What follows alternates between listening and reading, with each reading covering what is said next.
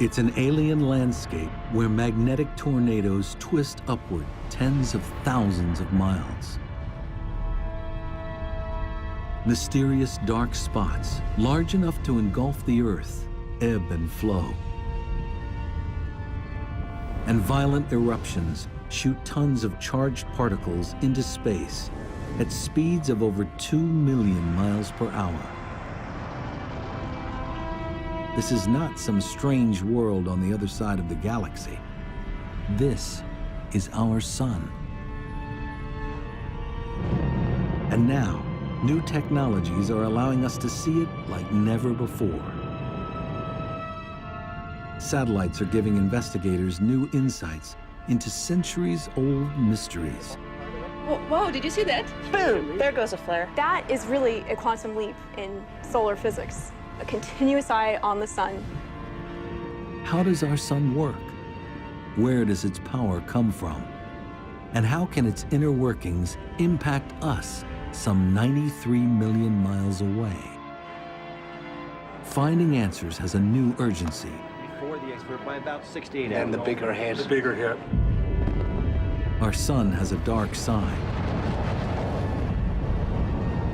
It's violent storms capable of taking down the electrical grids that power our daily lives. Repair could take weeks, months, and even in a worst-case scenario, up to 10 years for a full recovery. If you can imagine a world without electricity, you're really going back in time. Now, join scientists on a quest to understand the secrets of the sun. Dive deep into its core and ride out its spectacular storms. Right now, on this Nova National Geographic special.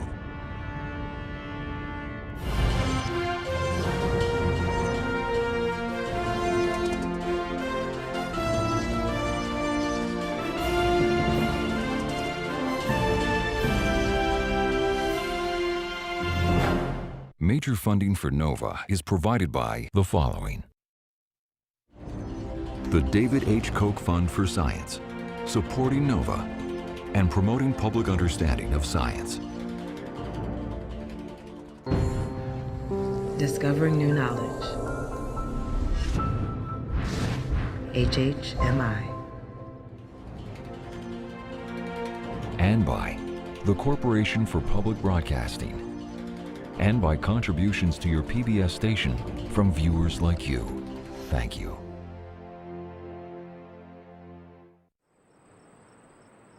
Dawn, February 15th, 2011, Boulder, Colorado.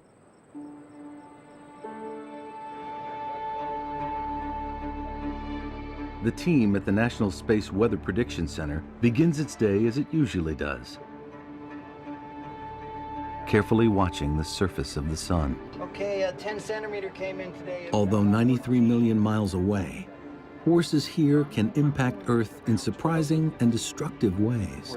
For the smaller, The M6. for the M6, you see this, the very first one is the M6. Today, after years of relative calm, a satellite detects something.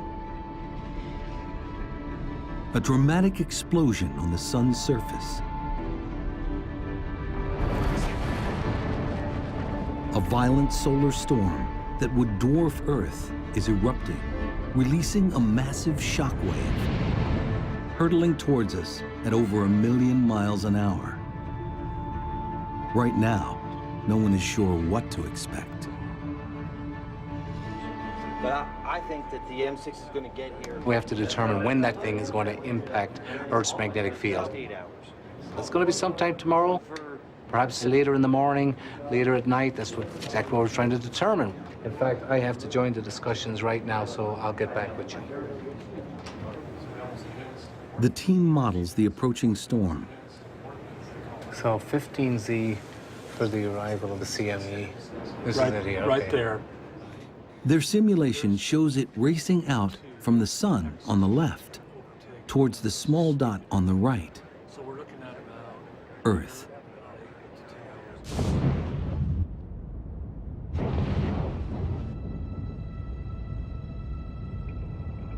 The solar storm carries a 1-2 punch. First is a solar flare, releasing an outburst of X-rays that can reach Earth within minutes. The second, more ominous threat arrives a few days later, a phenomenon called a coronal mass ejection, or CME. It's a wave of billions of tons of electrically charged particles, seen here in this repeating image as it ripples away from the eye of the storm. Together, they could hit like a cosmic tsunami.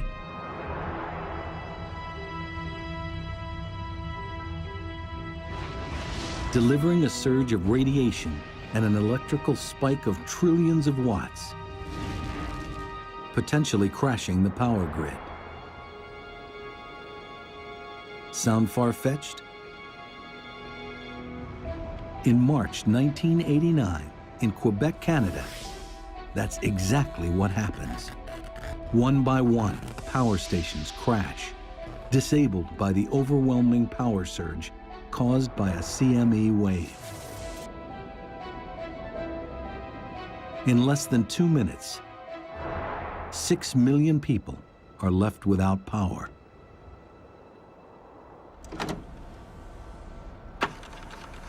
Recently, NASA's Jim Green finds evidence that an even bigger solar storm hit Earth in 1859. And what we found was the granddaddy of geomagnetic storms, and that was just 150 years ago. If we had a geomagnetic storm of that intensity today, the National Academy suggested that the impact on critical infrastructure could be catastrophic. And the big concern is the electric power grid. The massive electrical surge from a CME wave could overload power lines and melt transformers, blacking out entire cities. Repair could take weeks, months, and even in a worst-case scenario, the National Academy suggested up to 10 years for a full recovery. If that occurred, if you can imagine a world without electricity, you're really going back in time. It's not just the power grid that's at risk.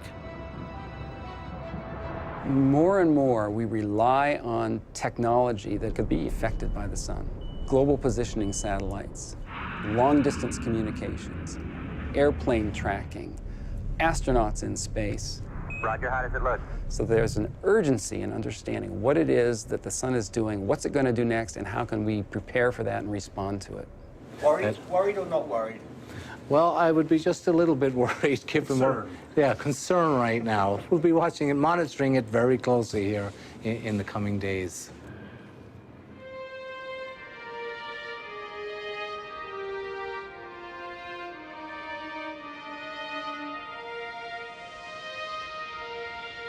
We've gazed at the sun since antiquity. We've worshipped it and built entire cultures around its power.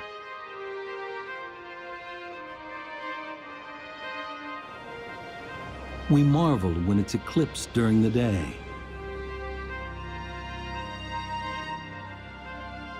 And when its power lights up the night sky with dancing curtains of light, the aurora.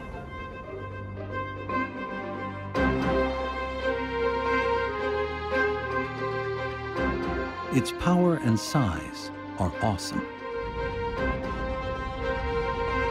It is so huge, 1 million Earths could fit inside it. Temperatures at its core soar to 27 million degrees Fahrenheit. It's been shining for over 4 billion years, and will do so for at least 4 billion more. Yet for something that has such an overwhelming influence on our lives, the sun is mysterious. How does the energy generated in its core reach us as sunlight? What processes are at work inside the sun? How do these powerful inner workings generate explosive solar storms? These are some of the mysteries scientists must understand to protect us from the sun's darker side. The sun can really surprise us. The sun is elusive, Crazy, Complicated. crazy, Incredibly dynamic. crazy. With explosive potential. The key to that explosive behavior lies deep beneath the sun's blinding surface.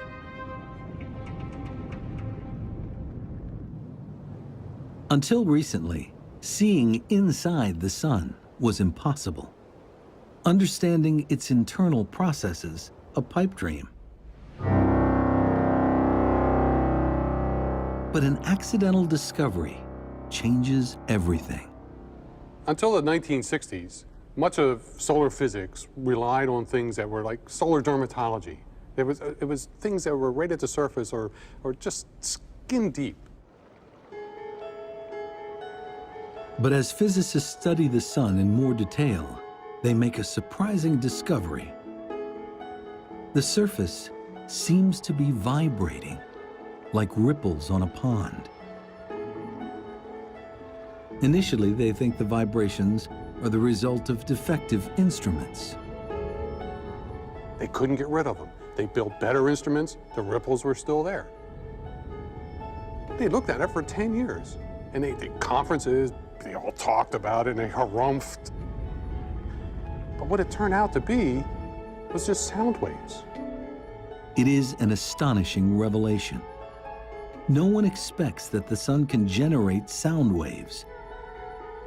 It leads scientists to see the sun in a completely new way. Our sun vibrates like a giant pipe organ. But instead of air producing the notes, churning gases deep inside send sound waves rippling through its interior. Because a sound wave changes as it moves through different material, we can look at the different frequencies and determine what's happening inside the sun. Geologists are familiar with this. By studying sound waves passing through the Earth's crust, they can see the layers below our feet. A technique called seismology. Similarly, sound waves moving through the sun's interior reveal how it's made up. I can use this organ to illustrate how sound waves work inside the sun. For example, if I hit this low note, it comes from one of these big pipes, big deep sound. And on the sun, that corresponds to a wave that goes very deep into the sun and brings back the information from deep down in the sun. If I turn to a high note, it comes from a much shorter pipe, and on the sun, that's telling us information about very close to the surface of the sun, not very deep at all into the sun.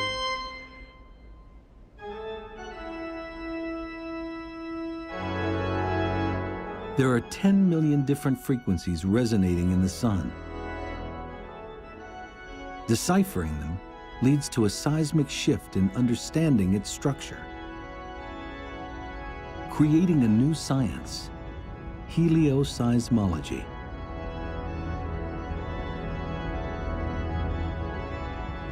Once the helioseismology came along, we could not only see what the surface was, but we could actually tell what the physical processes were underneath. So by looking inside, we can actually see what the sun is doing. It is a powerful tool to see beneath the sun's surface.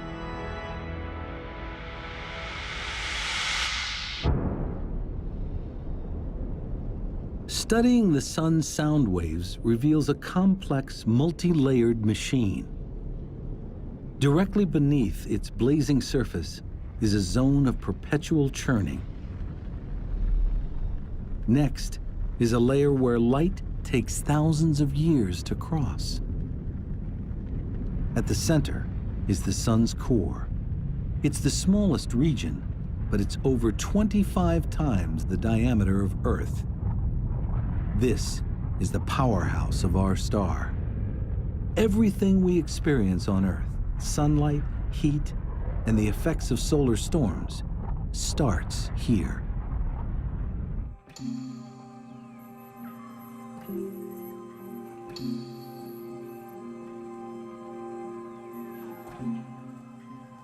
So what's it like here? What's the core made of? Well, the sun's a crazy place, right? It's far too hot to be a solid. We know that. Right? Heat it up, it's far too hot to be a liquid. And so you think, well, it's a gas, right? Well, not really. It is this gaseous soup of charged particles that we call plasma. You're more familiar with this soup than you might think. There are plenty of examples. Fluorescent light bulbs, flames, neon lights, perhaps fancy TVs that I can't afford, but these are all plasma. Plasma is sort of all around you. But plasma is radically hotter at the sun's core. The closest thing on Earth is lightning.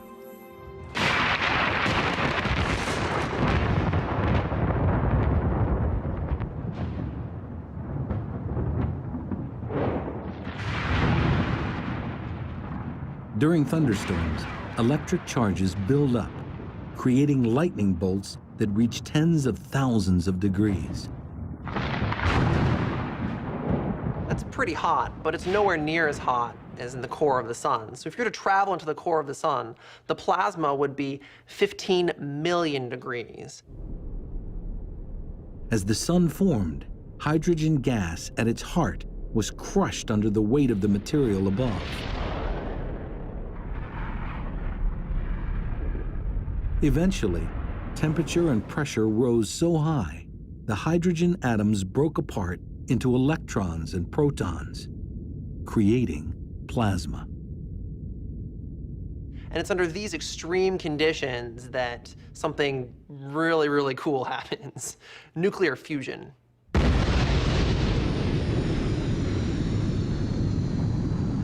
It's the same atomic process inside the hydrogen bomb. Under tremendous pressure, protons in the plasma fuse together, releasing photons, minuscule packets of heat and light. An unimaginable number of photons are made every second, generating the sun's incredible power, some of which reaches us as sunlight. This atomic alchemy converts over 4 million tons of mass into energy every second in an endless loop. That much mass into energy is the equivalent of 10 billion hydrogen bombs being created every second. The sun does this day in, day out. It's been doing it for 4 billion years, and it's going to continue to do so long after I'm gone.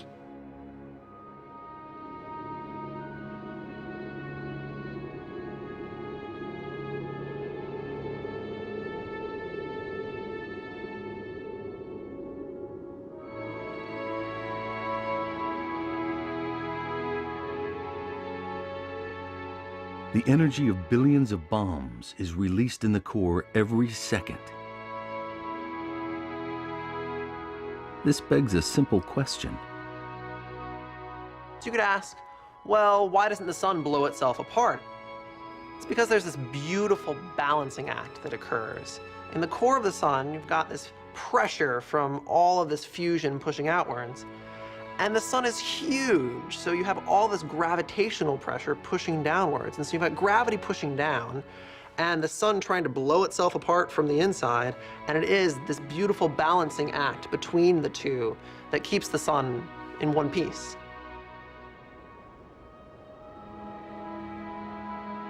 This light, born at the core, reaches us after a remarkable journey.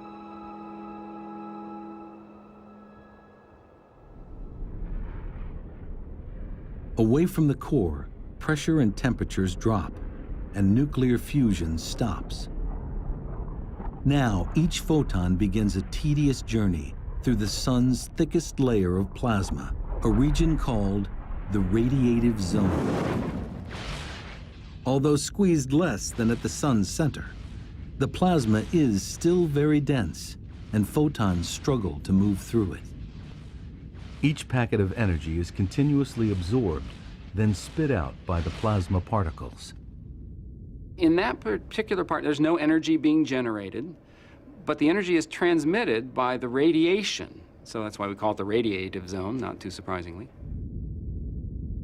The photons slowly bounce through the plasma here, ricocheting in a zigzag path called the random walk.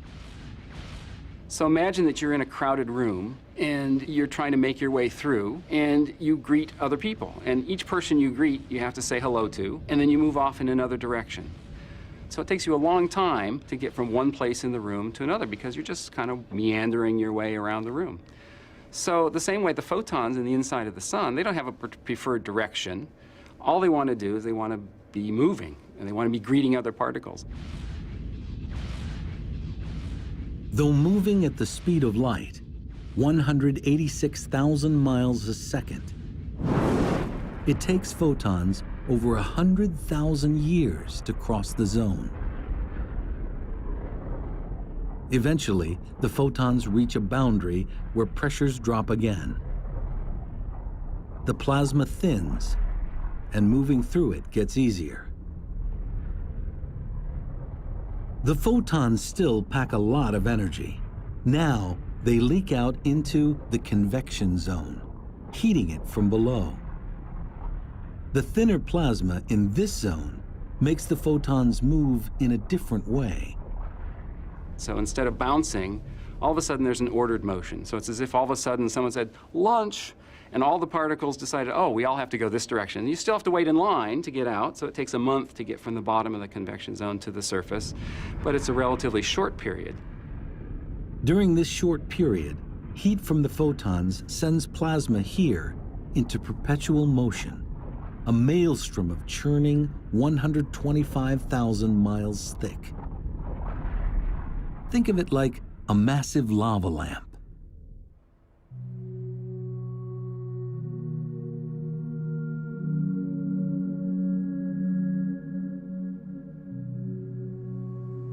There's heat that enters at the bottom from the light bulb. It heats the material and the blob rises to the surface. When it gets to the top, it cools off. And when it cools, it gets more dense and falls back down.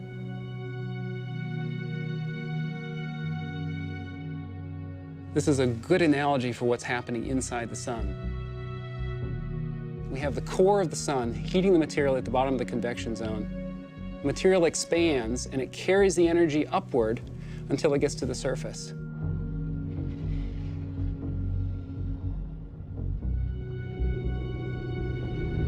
These incredible images reveal convection at the sun's surface, rising and sinking plasma that creates a mesmerizing structure called granulation.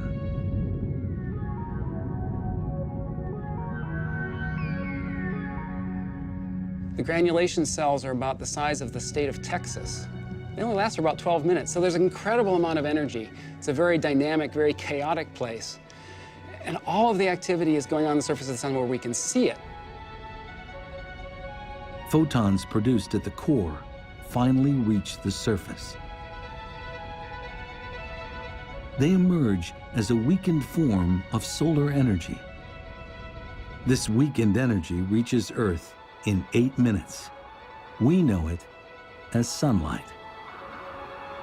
So 100,000 years, about a month, and then 8 minutes. Once you get to the surface of the sun, it just takes 8 minutes to get to where you can see it. Unimpeded, the trip from the core to the surface would take the photons a matter of seconds. In reality, the sunlight that shines on us today may have been created during the last ice age.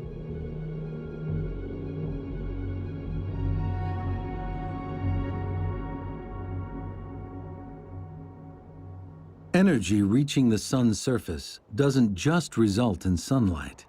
It can also trigger solar storms.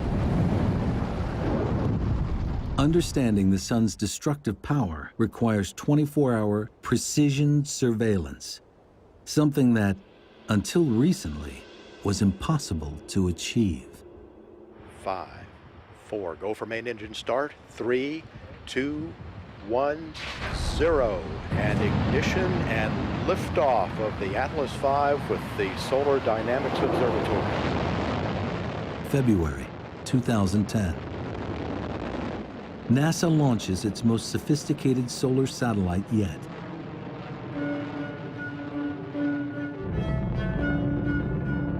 The Solar Dynamics Observatory, or SDO for short.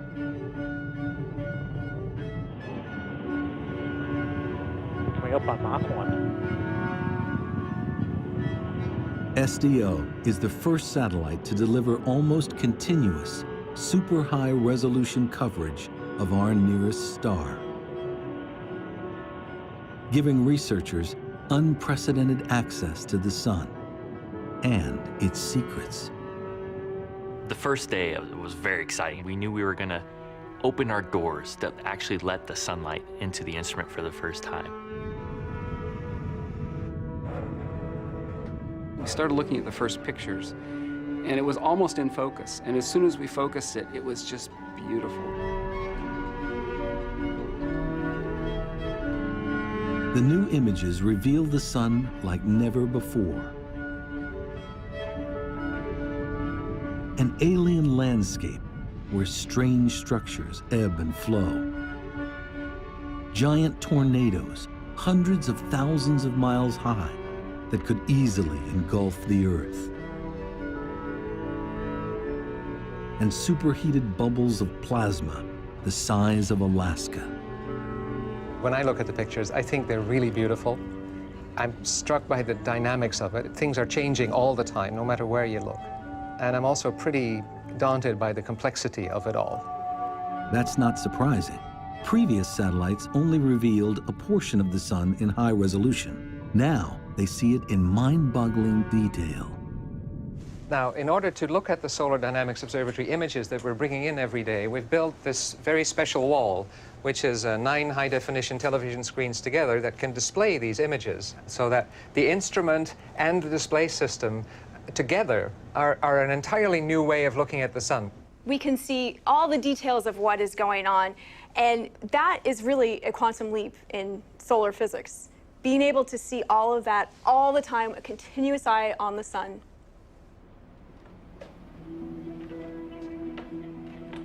One of the most important aspects of SDO is its ability to see sunlight across a range of wavelengths, the equivalent of looking at things glowing at different temperatures.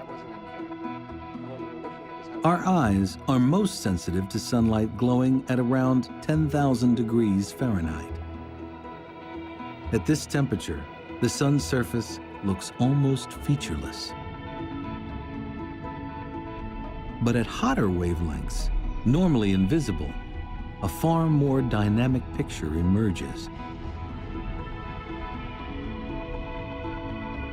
The February 15th, 2011 storm is a perfect example. In this repeating image, at around 90,000 degrees Fahrenheit, SDO captures just a ghostly trace of the CME wave. But at just over 1,000,000 degrees, the superhot plasma rippling away from the eye of the storm is much clearer. This allows researchers to see coronal mass ejection waves evolving across the entire sun.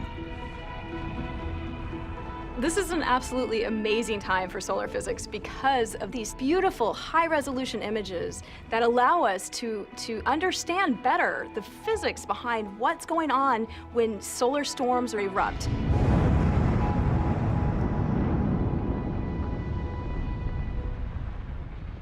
There's that one last photo. Look at this one. Back at the National Space Weather Prediction Center, That's the M1 here. Bill Murtaugh tracks the storm's CME wave.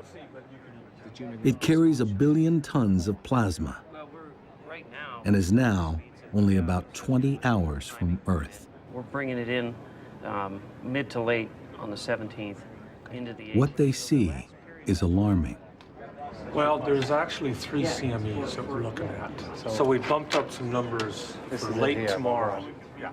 It's not a single CME wave, but 1, 2, 3 of them. We won't call it the perfect storm yet or anything, but conditions are lining up for some significant space weather. Their models show trajectory and speed, but the big unknown for Murtaugh is how powerful the waves will be when they hit.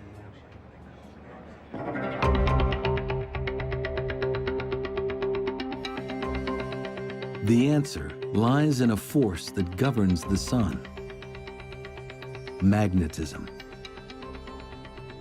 We're all familiar with magnets. They produce an invisible force that pushes and pulls on charged particles. In fact, Earth has a magnetic field that protects us against threats from the sun.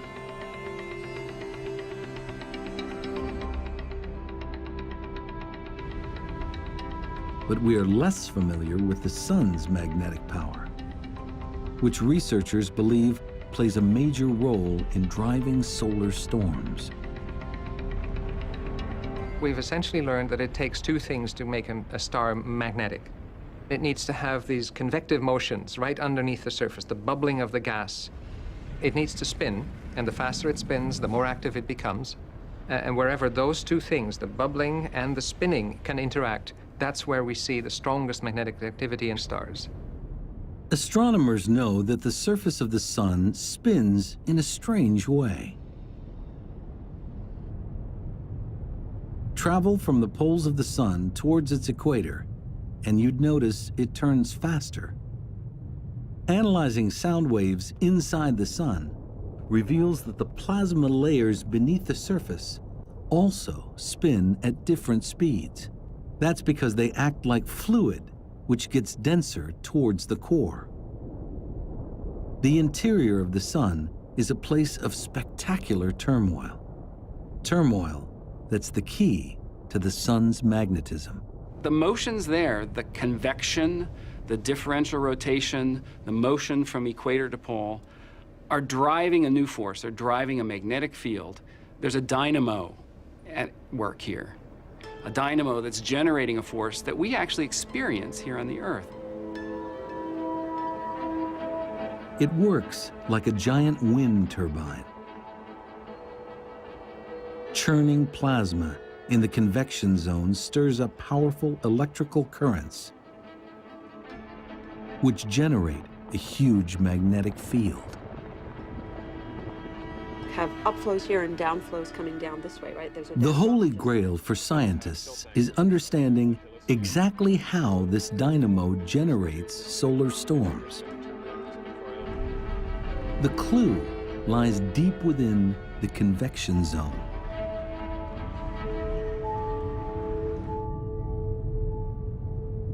Magnetic field lines normally run from pole to pole. But with all the turmoil in the convection zone, that pattern can't last. Rotating layers stretch them horizontally. Convection twists and braids them. Under immense strain, they begin to kink upwards towards the surface. Imagine this spring is a magnetic field line. The magnetic field inside the sun is amplified, is strengthened by the rotating motions and the shearing motions and the churning motions inside the sun. It wants to expand upwards, and it does, until it pokes out through the surface of the sun. Tracking invisible field lines is normally impossible. But plasma plays a critical role. Even though the magnetic field lines themselves are invisible, the plasma, which is heated and hot, can light up along these paths. In maybe the same way, you could think of a highway, and at night you wouldn't see the highway at all, but with the cars with their headlights on, you'd see the path of the highway. Watching field lines is critical to understanding solar storms.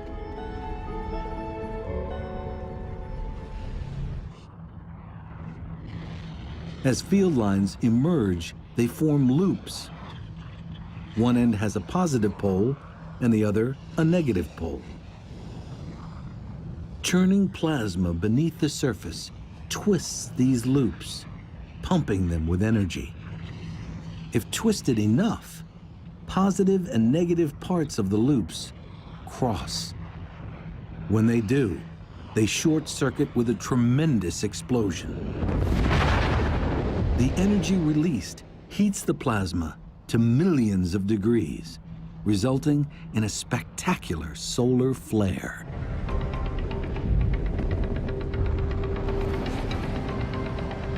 It's the final dramatic stage of a very long journey.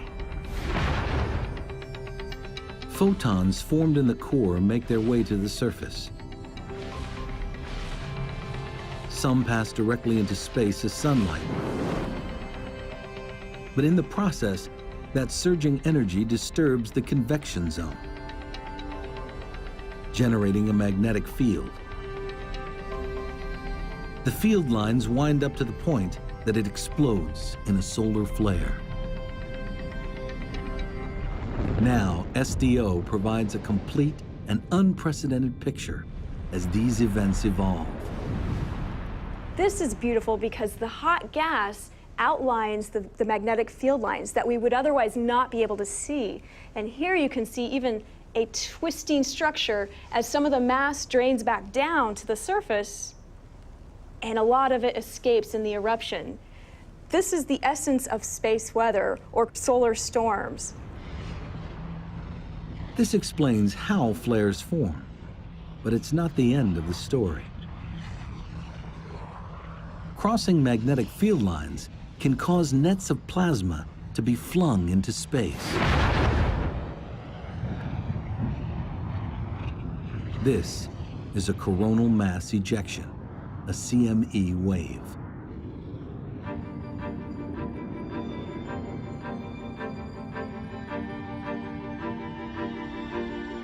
The portrait of how solar flares and CME waves form is coming into focus. But a key question remains. CME waves can travel 93 million miles to Earth in a matter of hours. So what gives them such explosive energy?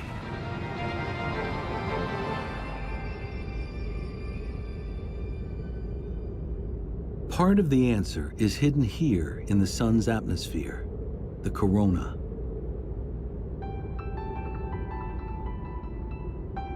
It's made of superhot plasma that blisters at over 3 million degrees Fahrenheit. 300 times hotter than the sun's surface. Some scientists suspect that this heat powers massive gusts of energy that blast CME waves toward Earth at incredible speeds. But why the corona is so hot is an enduring mystery. Understanding it's essential if we want to get to the bottom of how the sun drives space weather and the impact of the sun on the Earth. The fact that the corona is so much hotter than the surface flies in the face of physics. The sun's corona is a very odd place. Take this fire, for example. As I put my hands close, sure, it's warm, but as I pull them away, it gets cold. That's not the case on the sun at all. As you go in close, it's definitely warm, but as I pull away, it actually is warmer still. Recently, Japanese investigators observe high-velocity jets of plasma shooting up from the near surface. McIntosh suspects these jets deliver heat to the corona, but he doesn't have a way to confirm it visually until he turns to SDO for help. Lo and behold, we actually managed to join the dots and see, yeah, these objects that we could see moving out of the lower atmosphere at high speeds, kind of like these licks of flame, really were reaching a couple of million degrees. It was really a tumultuous moment. We kind of looked at each other and said, wow, what have we just done? They've shown that the plasma jets accelerating upwards from near the sun's surface generate tremendous heat. As a result, temperatures in the corona soar to 3.5 million degrees. If confirmed, It represents a huge leap forward in understanding CME behavior. The immense heat of the corona acts like a wind in a raging gale. It's constantly pushing on the plasma draped on the field lines, billowing them out like sails pulling on a mast. Like solar flares, when magnetic lines cross, there can be an immense explosion. In this case, the lines are cut and the sail whips off into space. Loaded with 1 billion tons of highly charged plasma, the CME wave can wreak havoc on electricity-dependent Earth. At the National Center for Atmospheric Research, this violent event is captured by satellites. Now, to see the CME, we need to create a little artificial eclipse. To do that, we block out the light from the disk of the sun, and that's this little circle here. But what that allows us to do is to see this extremely faint, high-speed thing shooting away from the sun. This one moves at about 1,000 kilometers per second. By enhancing the picture and slowing it down, it's possible to see the shockwave moving at over 2 million miles per hour. Though we have a better understanding of what causes solar storms and how they reach us, there is still a final pressing problem. Trying to predict when solar storms are going to occur on the sun really requires a lot of detective work. Basically, we're looking for clues in observations to tell us when potential storms might occur. The best clue comes from these. Sunspots. Dark patches which can linger on the sun's surface for weeks at a time. A sunspot is a massive region, several times the size of the Earth, which appears on the sun as a dark spot. It's dark because it's relatively cool compared to its surroundings. And it's cool because the magnetic fields are so strong that they're suppressing the flow of heat from below. The strong magnetic fields which create sunspots are the breeding ground for solar storms. The challenge is trying to decipher a pattern for when and how many will appear. As we watch sunspots over a period of many years, we see something very interesting. The number of sunspots at any given time will wax and wane over a period of about 11 years. And since we now know that sunspots are associated with strong magnetic fields, this tells us that the sun's magnetic fields are likewise going through a cycle. The constant churning and twisting inside the sun creates a powerful dynamo, the biggest electrical generator in the solar system. The magnetic field lines it produces get so wound up that roughly every 11 years, the magnetic poles of the sun reverse. After that, calmer magnetic activity prevails and fewer sunspots form, a period called solar minimum. But because of the sun's turbulent nature, the field gradually winds up again. As it does, magnetic outbursts are far more common, a period called solar maximum. The solar cycle actually determines the personality of the sun. During solar maximum, it can get very angry and it can throw off solar storms that are sometimes directed at the Earth. And during solar minimum, it becomes much more subdued. There aren't as many sunspots, there aren't as many solar storms occurring. The activity cycle basically determines how the sun is going to act. Prior to the solar storm of February 15th, 2011,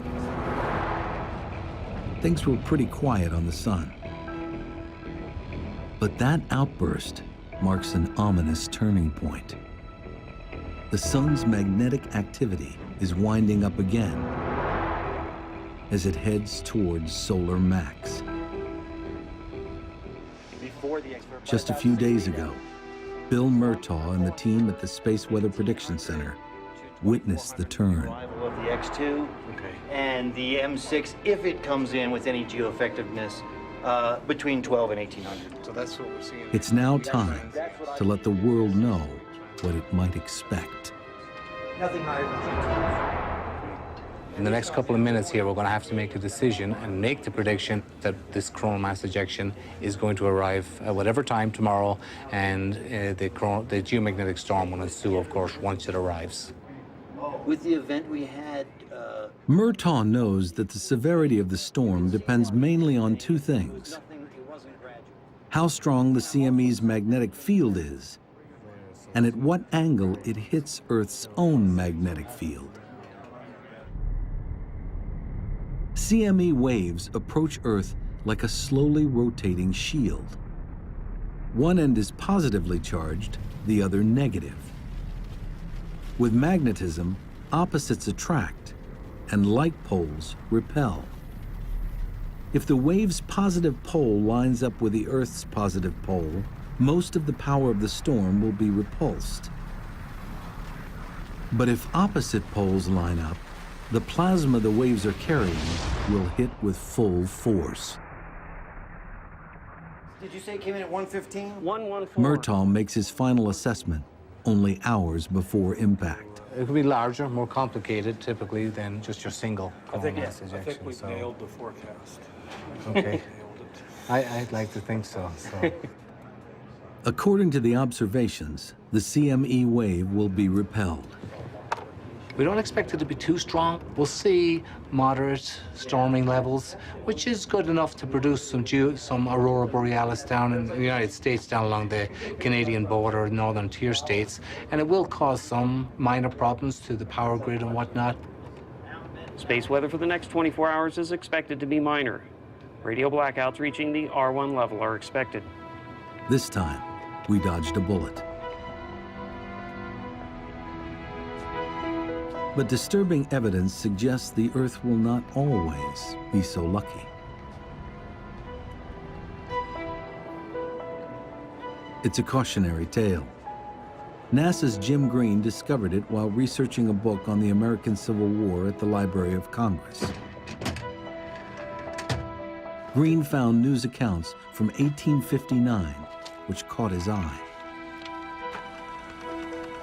I would run across articles about aurora, fabulous aurora, and this really piqued my interest because it's in my field. It seemed as though the armies of heaven were engaged in terrific, though noiseless, conflict. This terrific aspect soon subsided into a more beautiful and brilliant appearance, a few of which I can only refer to. The reports tell of auroras so bright, miners in Colorado wake up and go to work thinking it is dawn. Other accounts tell of a more harmful impact on the lone electrical system of the day, the telegraph. One, for instance, because of the induced current on their system, overheated the battery and started a fire, nearly burnt down the telegraph office. Another operator was burnt so badly he ended up into the hospital. Green uncovers numerous reports of auroras seen not only across the United States, but around the world. The evidence is clear. Earth was struck by a superstorm in 1859, the result of two massive CME waves. Those two storms were not only enormous, but they happened one right after the other. No one alive has seen anything like it. On the day before the waves hit, a British astronomer observes a giant sunspot group light up with two massive flares. The second CME wave hit 18 hours later, allowing Green to calculate its speed, 5 million miles an hour, plowing into Earth at almost 4 times the speed of the February 15, 2011 CME waves. Using the various reports, Green is able to reconstruct the 1859 storm. The accounts suggest that the poles of the CME waves were aligned, and instead of being repulsed, the waves hit with full power. The charged particles funnel down into the atmosphere, electrifying it like a giant neon sign, producing dazzling aurora displays. The storm is so intense, Earth's magnetic field all but collapses. Millions of tons of plasma spill towards the equator, and a powerful electric surge pulses over the globe. For the largely pre-electrified world, the moment passes with minimal damage. That might not be the case today. It has the potential of knocking out power grids.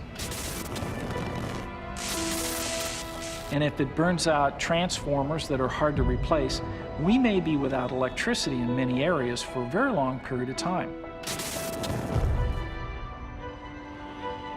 There's only a few places that make these 125 kilovolt transformers. It takes several months to make them.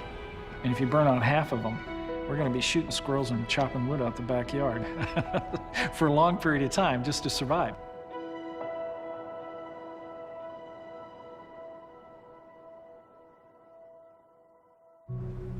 Everything grows, building up. but the 3Ds really... Today's solar scientists believe it's not if, but when the next big one will strike. With the next solar maximum due in 2013, it begs an all-important question. Can we predict when the next solar storm will hit? No. Maybe. No. Maybe. No. Maybe. And the reason why is we've learned so much about the sun. We're getting better at it, but we have a long way to go. And the more we look at some of these historic events, the more we get a deeper appreciation for what we need to know. Today, we see the sun better than ever before. We're beginning to understand it from the inside out. But its unpredictable personality means there will always be uncertainty when living with a star.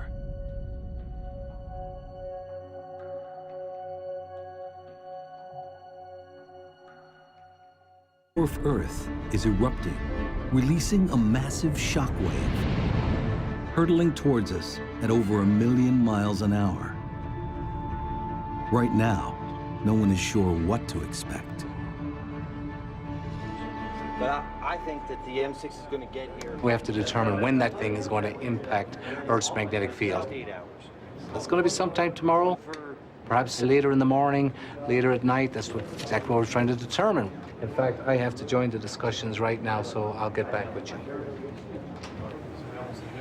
The team models the approaching storm. So 15Z for the arrival of the CME. This is it here. Right there. Their simulation shows it racing out from the sun on the left towards the small dot on the right, Earth.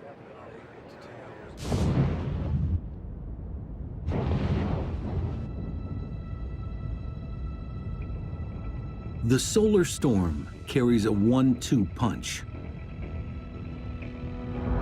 First is a solar flare, releasing an outburst of X-rays that can reach Earth within minutes. The second, more ominous threat arrives a few days later, a phenomenon called a coronal mass ejection, or CME. It's a wave of billions of tons of electrically charged particles, seen here in this repeating image as it ripples away from the eye of the storm. Together, they could hit like a cosmic tsunami.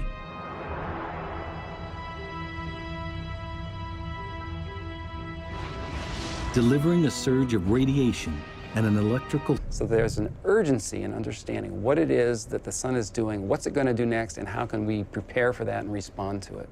Worried or not worried? Well, I would be just a little bit worried, given concern right now. We'll be watching and monitoring it very closely here in the coming days.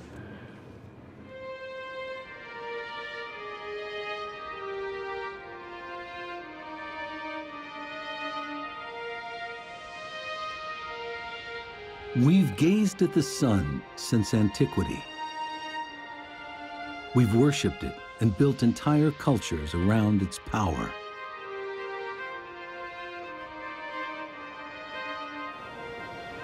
We marveled when it's eclipsed during the day.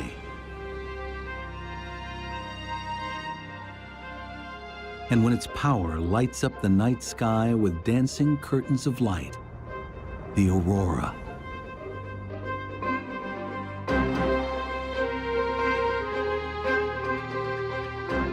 Its power and size are awesome. It is so huge, 1 million Earths could fit inside it. Temperatures at its core soar to 27 million degrees Fahrenheit. It's been shining for over 4 billion years, and will do so for at least 4 billion more.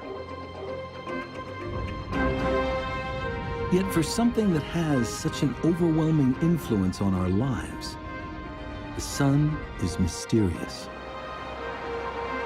How does the energy generated in its core reach us as sunlight? What processes are at work inside the sun? How do these powerful inner workings generate explosives and ride out its spectacular storms? Right now, on this Nova National Geographic special.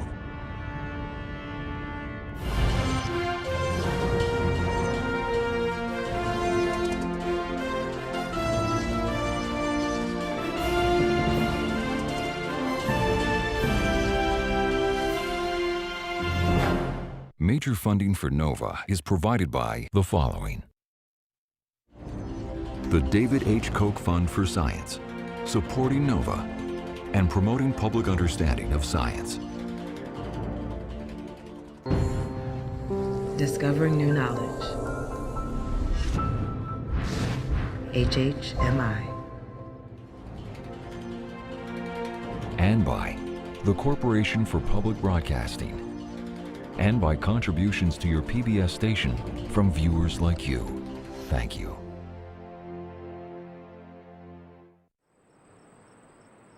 Dawn, February 15th, 2011, Boulder, Colorado.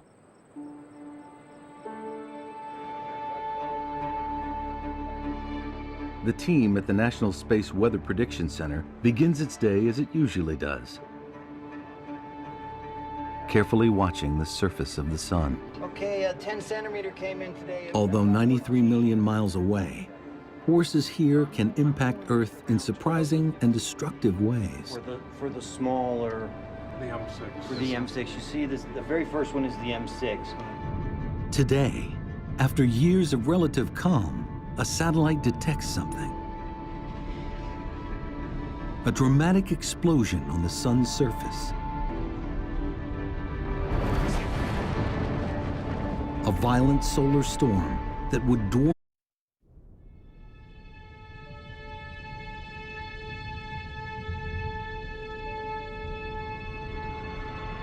It's an alien landscape where magnetic tornadoes twist upward tens of thousands of miles.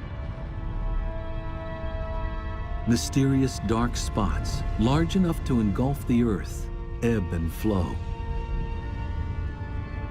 And violent eruptions shoot tons of charged particles into space at speeds of over 2 million miles per hour. This is not some strange world on the other side of the galaxy. This is our sun. And now, new technologies are allowing us to see it like never before. Satellites are giving investigators new insights into centuries-old mysteries. Wow, did you see that? Boom! There goes a flare. That is really a quantum leap in solar physics. A continuous eye on the sun. How does our sun work? Where does its power come from? And how can its inner workings impact us some 93 million miles away? Finding answers has a new urgency. Before the expert by about 68 And the bigger hit. The bigger hit. Our sun has a dark side. Its violent storms capable of taking down the electrical grids that power our daily lives. Repair could take weeks, months, and even in a worst-case scenario, up to 10 years for a full recovery. If you can imagine a world without electricity, you're really going back in time. Now, join scientists on a quest to understand the secrets of the sun. Dive deep into its core, spike of trillions of watts, potentially crashing the power grid. Sound far-fetched? In March 1989, in Quebec, Canada, that's exactly what happens. One by one, power stations crash, disabled by the overwhelming power surge caused by a CME wave. In less than 2 minutes, 6 million people are left without power.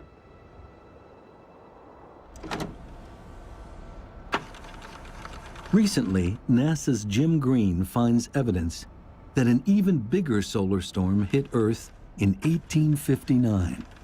And what we found was the granddaddy of geomagnetic storms, and that was just 150 years ago. If we had a geomagnetic storm of that intensity today, the National Academy suggested that the impact on critical infrastructure could be catastrophic. And the big concern is the electric power grid. The massive electrical surge from a CME wave could overload power lines and melt transformers, blacking out entire cities. Repair could take weeks, months, and even in a worst-case scenario, the National Academy suggested up to 10 years for a full recovery. If that occurred, if you can imagine a world without electricity, you're really going back in time. It's not just the power grid that's at risk. More and more, we rely on technology that could be affected by the sun. Global positioning satellites, long-distance communications, airplane tracking, astronauts in space. Roger, how does it look?